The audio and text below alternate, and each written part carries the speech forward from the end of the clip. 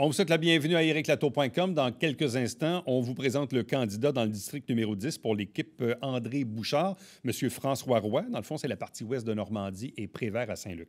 Mais d'abord, parlons de Cascara Station, une entreprise qui est en démarrage en ce moment. Et les deux copropriétaires ont été honorés tout récemment au gala Ose entreprendre. Bref, on parle d'un café et aussi d'un espace de coworking.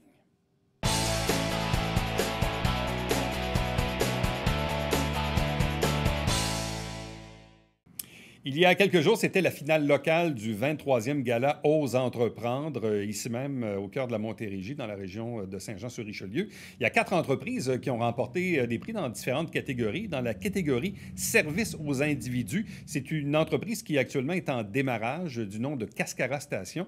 2 invités pour en parler, l'une en studio, Laurence Chongo, qui est avec nous. Bonjour. Bonjour. Et à distance, parce que notre protocole invoque évidemment une seule personne en présence en studio, il s'agit de Geneviève Boisvert qu'on rejoint à distance. Bonjour et bienvenue. Bonjour, merci. Bon, expliquez-nous tout d'abord, Laurence, bon, on comprend que vous êtes en démarrage comme tel. Il y a le contexte de la pandémie aussi qui probablement vient jouer dans tout ça, mais juste pour que les gens comprennent, quand on parle de Cascara Station, on parle de quel genre d'entreprise? On parle d'un café de spécialité et d'un espace de coworking. Fait qu'un partage entre la performance à l'extérieur du bureau, qui est tout à fait propice à ce qu'on vit présentement, et un plaisir épicurien, qui vient encore une fois un peu pallier au manque qu'on vit présentement aussi. Geneviève, peut-être nous expliquer un peu en quoi la pandémie vient, disons, changer la donne sur le démarrage de l'entreprise à ce moment-ci. Bien, en fait, il y a 2 ans, quand on a enregistré notre entreprise, nous, on était prêts à se lancer. On était dans un processus là, de signature de bail la veille du confinement où on a été mis sur pause. Bon, avec notre expérience, parce que nous, on est plus près de la cinquantaine, ça s'est avéré en fait positif, là, cette pause-là. On a continué à faire différentes démarches d'analyse pour notre entreprise et on l'a bonifié au fil du temps. Et la pandémie nous a aussi ouvert la porte pour des espaces de coworking. On a toujours eu une salle de réunion dans notre projet de départ. Mais on s'est rendu compte, là, en sondant notre entourage, que le télétravail avec les enfants à la maison, c'est pas toujours évident. Donc, on est venu à regrouper là, les 2 services sous un même toit. Bon, parce qu'effectivement, on le constate, le travail à la maison va probablement demeurer, mais pas à temps plein. Je pense que les gens vont avoir un besoin de reconnecter avec leurs collègues. J'irai plus loin que ça, même comme dans le cas du centre-ville à Montréal. Même probablement que les entreprises vont être tentées de ramener du monde dans les bureaux pour faire vivre le centre-ville. Ce sera un autre enjeu qui nous touche peut-être un peu moins ici en région. Mais encore là aussi, ce que les gens se rendent compte, c'est que c'est plaisant de travailler à la maison, c'est pratique, mais ça manque. Ça nous manque. Donc le coworking existait un peu avant, mais il va exister encore un peu après, Laurence? Bien oui, certainement. Et oui, il va y avoir un redéplacement vers les espaces de bureau, mais il faut penser aussi qu'il va y avoir des travaux dans le tunnel Hippolyte-Lafontaine, des travaux qui vont créer, encore une fois, du trafic, des ralentissements. Les gens ont envie. C'est pas toujours pratique de rester à la maison, de travailler à la maison, mais le plaisir de dire que ça prend 5 minutes pour se rendre au souper, ça, c'est quelque chose qu'on apprécie beaucoup, puis c'est une habitude, je pense, qui va être un peu plus ancrée. Fait que le fait d'avoir un espace plus convivial, plus confortable, près de la maison, ça va définitivement être un plus, là. Bon, expliquez-nous peut-être un peu, Geneviève, comment l'idée d'ouvrir Cascara Station a fait son bonhomme de chemin? Parce que je présume toutes les deux, bon, vous avez un emploi, vous avez un parcours professionnel. Qu'est-ce qui fait qu'on décide de se lancer en affaires? Mais comment l'idée de Cascara Station a-t-elle bougé au fil du temps? Bien, en fait, Laurence et moi, on a été des gestionnaires municipaux pendant une vingtaine d'années. Donc, c'est vraiment le désir de se lancer en affaires qui a pris le dessus. Avec la mi-quarantaine arrive une période de réflexion. On réajuste aussi notre travail en fonction de nos valeurs. On veut avoir plus de temps avec notre famille. Tu sais, bon, il y a un grand questionnement là, qui s'est posé. Et Cascara Station, au départ, je dois vous avouer que c'est moi qui ai fait en premier le grand saut. Je suis allée chercher Laurence par la suite. Et c'était de retrouver une entreprise qu'on pouvait bâtir à notre image, à nos valeurs, à nos goûts, nos intérêts. Au départ, c'était vraiment le café de spécialité. Je ne sais pas si vous connaissez, M. Latour, le café de spécialité. C'est le concept de l'arbre à la tasse. Donc, dans le processus de café équitable, on connaît le cultivateur qui produit le grain de café. On s'associe avec le torréfacteur aussi qui vient griller avec tout son art le grain de café. Et le barista qui utilise différents types d'infusions, qui va chercher tous les arômes, le terroir des grains de café, parce que, bon, un Brésilien n'est pas le même que le Costa Rica ou, bon. Donc, au départ, c'était vraiment le café de spécialité. Je suis allée chercher Laurence qui a embarqué avec moi dans le projet et c'était vraiment un grand vertige de se lancer. C'était des grandes décisions. On a des familles, une hypothèque et tout ça. Mais on a fait « let's go, on y va ». On est encore avec toute notre expérience, puis là où on est rendu dans notre carrière, bien, on se lance. Donc, Cascara Station, je résume, c'est un café, mais en même temps, un espace de coworking. Bon, là, vous avez dit tantôt, vous étiez sur le bord de signer un bail à la veille du confinement. Finalement, l'avez-vous signé ou vous ne l'avez pas signé? Non. On ne l'a pas signé. Mais aviez-vous... Donc, je présume que vous aviez déjà ciblé un endroit particulièrement, là. Au départ, oui. Mais ça a changé? Mais ça a changé. OK. Dans les faits, au départ, on avait ciblé un emplacement qui était prédestiné. Là, ça tombait du ciel. On voyait un peu le développement du secteur. Puis on se disait, l'arrivée du REM va emmener une masse de population au coin de la 10 et de la 30. C'était donc le spot qu'on avait choisi. Sauf qu'en choisissant un endroit de choix, le prix de choix aussi... je présume que ce n'est pas donné. Ouais. Ce n'est pas donné. Ouais. Et avec toute l'incertitude, on ne savait pas on va fermer pour combien de temps. Est-ce que ça va repartir, l'économie va repartir comme il faut? On s'engageait quand même pour un bon montant de loyer, là. Puis, comme le disait Geneviève tantôt, ça a été un moins pour un plus, contrairement à un plus pour un moins. Mais ou une bénédiction. Oui, parce que ça nous a permis de faire une recherche plus poussée, puis d'aller rencontrer les MRC, d'aller rencontrer les petites municipalités auxquelles on ne pense pas tout de suite. Mais bizarrement, l'accueil a été vraiment positif de la part des municipalités, de dire enfin quelqu'un vient nous rencontrer pour ce genre de projet. Donc, initialement, l'objectif était de s'installer à l'intersection des autoroutes 10-30 pour le REM. Oui. Mm-hmm. Là, évidemment, bon, vous n'avez pas signé le bail en question. Là, est-ce que vous désirez, lorsque la pandémie sera derrière nous, puis que vous aurez fait le choix de vous installer puis de démarrer votre projet officiellement, est-ce que vous désirez avoir un emplacement dans la région de Saint-Jean, dans la région plus élargie de la Rive-Sud? Bref, Geneviève, quel est votre plan B maintenant qui va devenir votre plan A? Bon, Saint-Jean n'est pas entièrement exclu, mais puisqu'il y a déjà, dans notre analyse de marché, on a fait l'analyse de marché de Saint-Jean, il y a quand même beaucoup de cafés qui existent. Il y a déjà des espaces de coworking, pas dans le format dans lequel on démarre, mais bon. Fait que Saint-Jean s'est avéré un petit peu moins intéressant à cet égard-là. Fait qu'on est plus en recherche là, d'un autre local sur la Rive-Sud, toujours pas très loin du REM. Donc, on est actuellement en plein dans cette démarche-là. Il y a un courtier là, qui nous appuie aussi, là. Et là, l'objectif pour vous, évidemment, on n'a pas de boule de cristal, mais Laurence, ça serait d'ouvrir quand? À l'été, à l'automne? À l'automne. À l'automne. On travaille fort pour pouvoir ouvrir à l'automne. Parce qu'on se dit que, ben oui, on est encore dans l'instabilité, mais il y a de l'espoir. Non, mais souhaitons-le. On a tous hâte que ça se termine. Il y a de l'espoir. Puis le point positif là-dedans, c'est qu'on se dit, ben on va ouvrir avec déjà toutes les nouvelles spécifications ou les nouvelles... Oui, je comprends ce que vous voulez dire. Un peu les mesures sanitaires. Voilà le mot que je cherchais. Même la nouvelle vision du monde des affaires aussi, parce que, tu sais, il y a le avant, mais il y a le après. Après, oui. On va démarrer une nouvelle ère, l'ère post-pandémie, avec ce qui va venir avec, là, et de la façon dont les gens vont vouloir vivre cette nouvelle ère dans le monde. Voilà.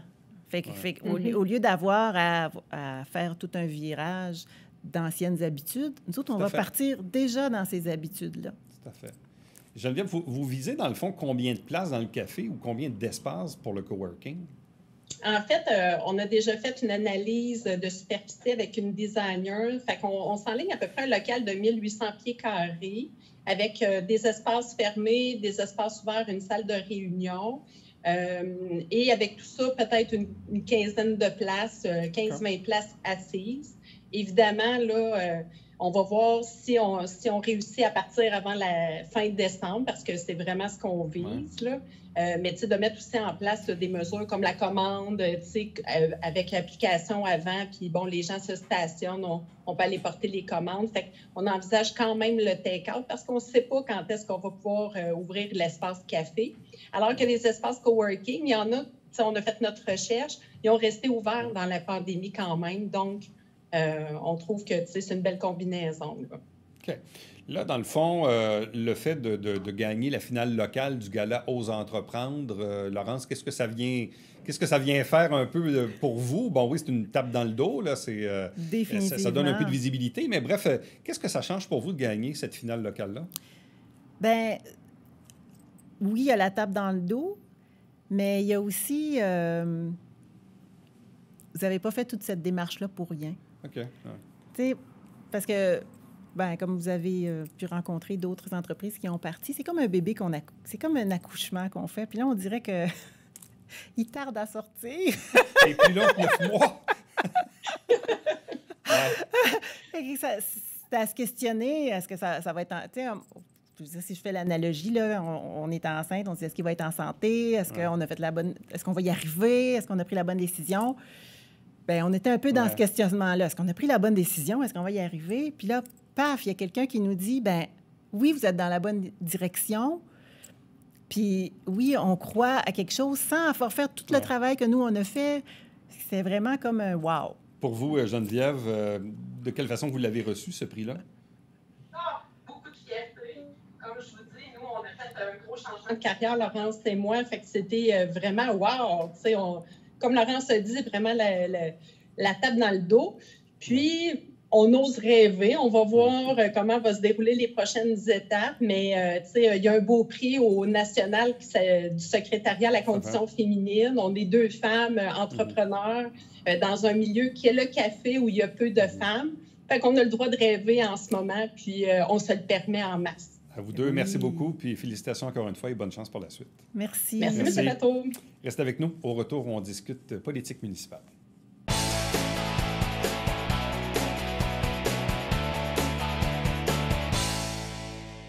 Salut, ici Alexandre Baudouin. Et François Trépanier. François, cette semaine à Sport Express. On jase de golf avec Martin Ducharme du Château Beaumont. En deuxième partie, notre chum Éric Gélina directement de la Suède. Les séries commencent bientôt. Ah, ça, c'est fait à base de gin. C'est excellent.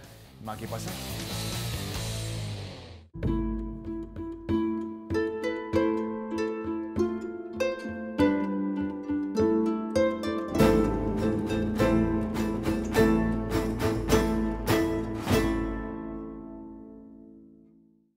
Mesdames et messieurs, bonjour et bienvenue à la Justice entre nous. Mon nom est Serge.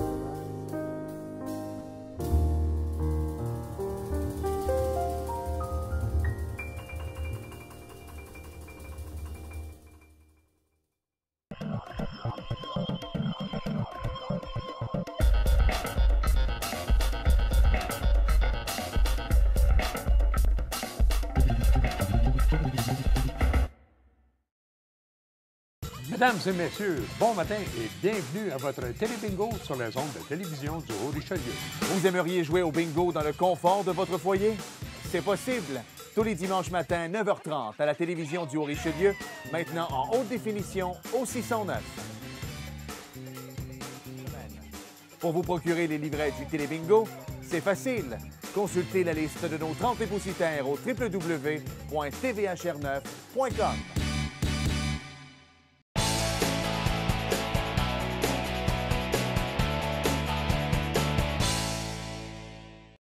Politique municipale, vous le savez maintenant, l'équipe Alain Laplante est complète. L'équipe André Bouchard est presque complète. Aujourd'hui, on reçoit un nouveau candidat qu'on vous présente dans le district numéro 10 qui englobe en gros la partie ouest de Normandie et la partie Prévert du côté de Saint-Luc, l'autre côté de la 35. Et le candidat s'appelle François Roy. Il est avec nous. Bonjour et bienvenue.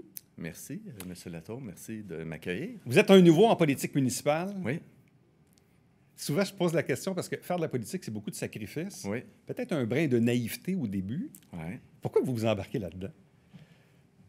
En fait, c'est une très bonne question. Moi, vous savez, je suis un homme d'affaires de la région. Je suis un entrepreneur. Je suis un gars de défi. Puis, je pense que j'étais rendu là, que j'étais rendu à l'étape de ma carrière de vouloir faire les choses différemment à Saint-Jean. Puis, j'avais envie de m'impliquer. Puis, en fait, j'avais envie d'avoir un impact positif dans ma ville. Puis, je pense honnêtement que l'opportunité s'est présentée à moi. Évidemment, j'ai analysé mes options. Ouais. Puis, voilà, j'ai décidé de faire le grand saut. Bon, vous l'avez dit il y a quelques secondes, vous êtes impliqué dans le monde des affaires, dans Ouais. le monde de l'immobilier, Aussi. mais aussi dans le monde de la restauration. Absolument. Depuis près de 10 ans que le restaurant Matinée sur le Ouais. Séminaire, restaurant qui malheureusement, comme tous les autres, est fermé depuis un bon bout de temps. Ouais. Situation qui est loin d'être facile à vivre, je présume. Ah, c'est catastrophique. Honnêtement, c'est d'une tristesse.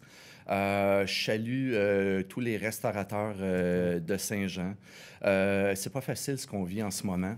Il faut rester positif. On a hâte que la COVID se termine. Il faut regarder de l'avant. Mais honnêtement, on est les grands oubliés dans cette situation-là. C'est pas évident pour personne. Même, est-ce qu'on pourrait aller jusqu'à dire que, bon, dans certains cas, les restaurants font du emporté ou de la Ouais. livraison, là, du Ouais. take-out. Restaurant de déjeuner, difficile. C'est pas évident. Là. En fait, d'aller chercher des œufs puis du bacon, c'était pas une option pour nous. comprends. C'était pas une option non plus rentable. Évidemment, si on avait eu l'opportunité d'avoir une commande à l'auto pour desservir notre clientèle, on l'aurait fait.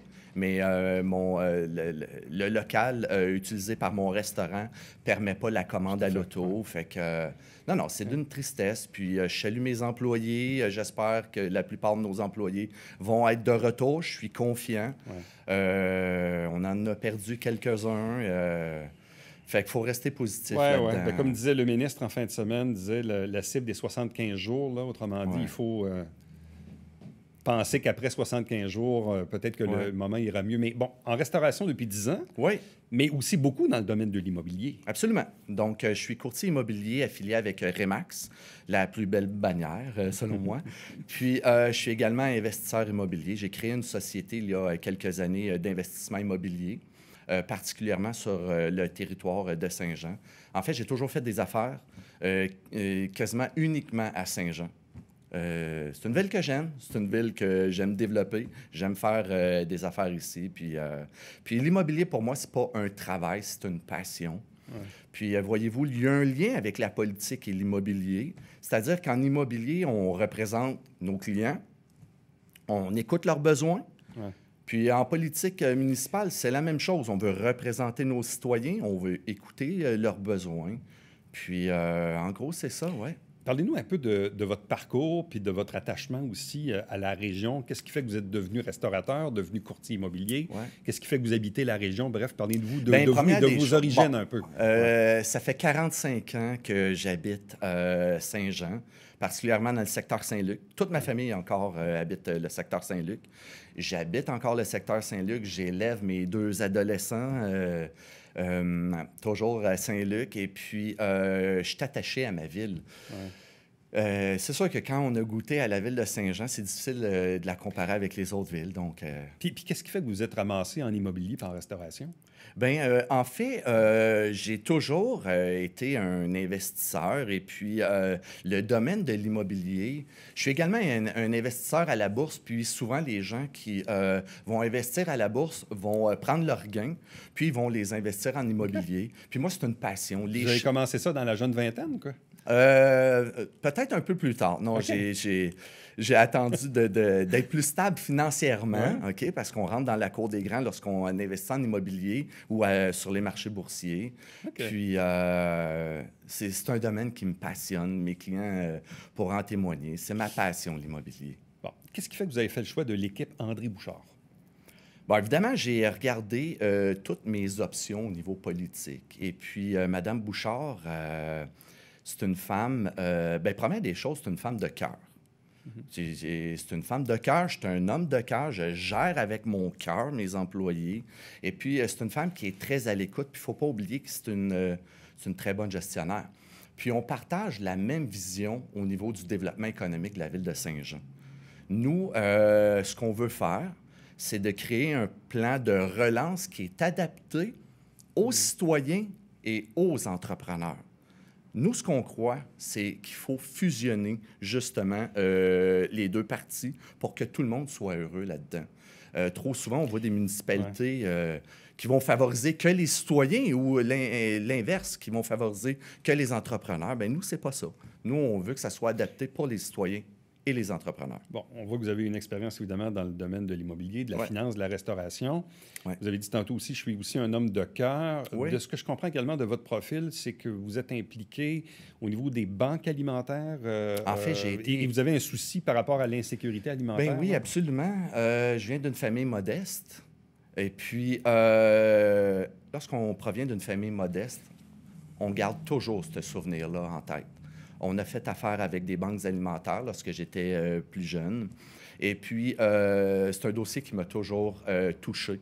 Donc, dans mon ancienne vie, j'étais propriétaire d'une pharmacie. Et puis, on avait beaucoup de denrées périssables. Et puis, on se faisait le devoir de donner nos denrées à un organisme qui s'appelle toujours Patro, qui était situé pas loin de ma pharmacie. Puis, évidemment, ça me coûtait de l'argent au niveau de l'organisation pour remettre ces denrées-là et tout, mais je trouvais tellement que ça valait la peine. Je trouve que ça vaut la peine d'aider les gens défavorisés dans ma ville. Donc, je l'ai fait pendant tout le long que j'ai été propriétaire de la pharmacie, sur une base vraiment hebdomadaire. À toutes les semaines, je mettais plusieurs employés sur le dossier pour gérer les denrées qu'on pouvait leur donner. District numéro 10. Oui. Normandie-Ouest et Prévert de l'autre côté de la 35. Les enjeux. Bon, il y en a un, évidemment, dont on parle souvent, c'est le fameux carrefour giratoire Douglas. Oui. Le jour 1 où ça a été construit, moi-même, comme automobiliste, je me suis dit... Il est problématique. Pas sûr que ça va rester de même longtemps. Puis là, après ça, est arrivée l'idée du cinéma, qui un jour va ouvrir. Et là, même, on se dit, la journée que ça va ouvrir, déjà que ça roule un peu carré, ça va être encore pire. Qu'est-ce que vous pensez de l'avenir de ce carrefour giratoire-là? En fait, il est problématique. Je le déteste. Je l'utilise tous les jours. Une dizaine de fois par jour pour me rendre de la maison à mon restaurant ou, bref, pour circuler dans Saint-Jean. Bon, moi, de la manière qui est définie mon district, ça touche pas vraiment au carrefour giratoire, mais mes proches. Mais honnêtement, je sais que c'est à l'étude. Qui veulent refaire la configuration. Mais pour vrai, c'est urgent, c'est dangereux, particulièrement lorsqu'il y a un piéton qui veut traverser et puis qu'il y a deux autos qui s'en viennent en même temps dans le fameux cercle.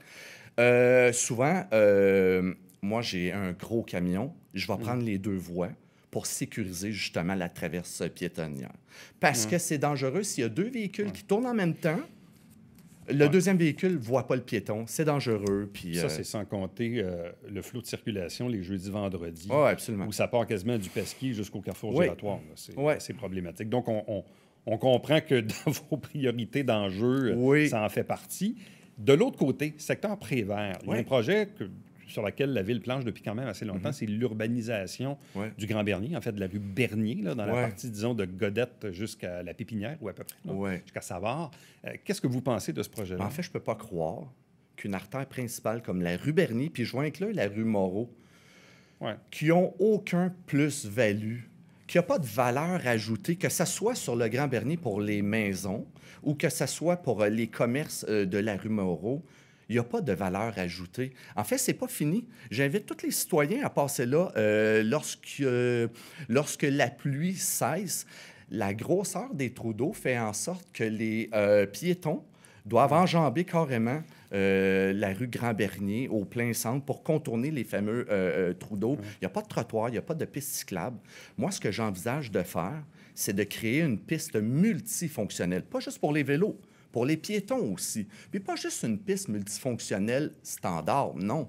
Une piste qui va être aménagée, qui va avoir de l'aménagement paysager. Il faut créer un plus-value pour nos entreprises sur la rue Moreau, mais un plus-value pour les résidents. Ce qui veut dire que si le Grand-Bernier est bien développé, qu'on a une valeur ajoutée, la valeur des propriétés avoisinantes va augmenter. Je suis un gars d'immobilier, puis les citoyens de Saint-Jean veulent faire prendre de la valeur à leurs propriétés. C'est important pour eux. Puis il n'a jamais été fini, le Grand-Bernier. C'est problématique.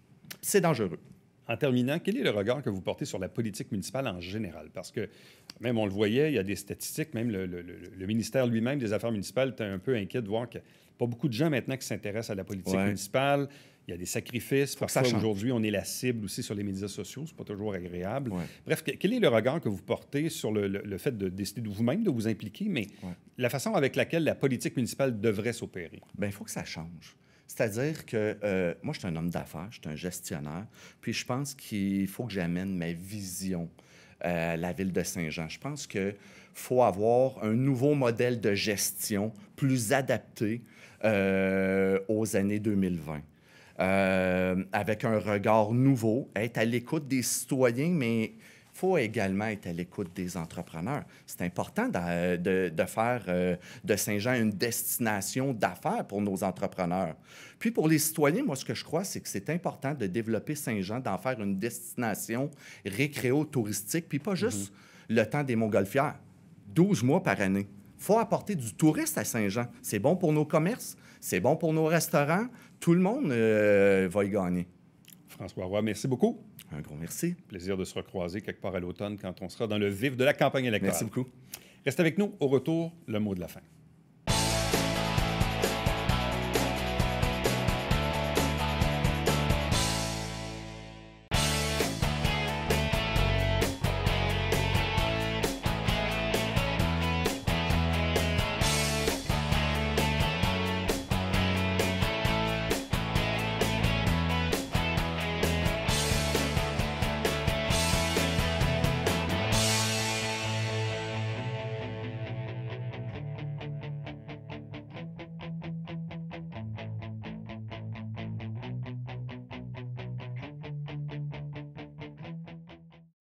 À compter du 16 avril, le stationnement hors rue va redevenir payant.